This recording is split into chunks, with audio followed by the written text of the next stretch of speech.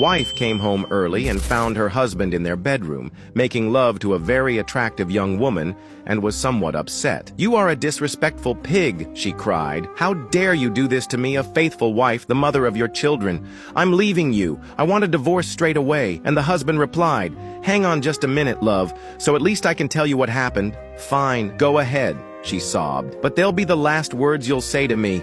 And the husband began, "Well, I was getting into the car to drive home, and this young lady here asked me for a lift. She looked so down and out and defenseless that I took pity on her and let her into the car. I noticed that she was very thin, not well dressed, and very dirty. She told me that she hadn't eaten for 3 days. So, in my compassion, I brought her home and warmed up the enchiladas I made for you last night. The ones you wouldn't eat because you're afraid you'll put on weight. The poor thing devoured them in moments. Since she needed a good cleanup, I suggested a shower, and while she was doing that, I noticed her clothes were dirty and full of holes, so I threw them away. Then, as she needed clothes, I gave her the designer jeans that you have had for a few years, but don't use because you say they are too tight. I also gave her the underwear that was your anniversary present. I found a sexy blouse my sister gave you for Christmas that you don't use just to annoy her. And I also donated those boots you bought at the expensive boutique and don't use because someone at work has a pair of the same." The husband took a quick breath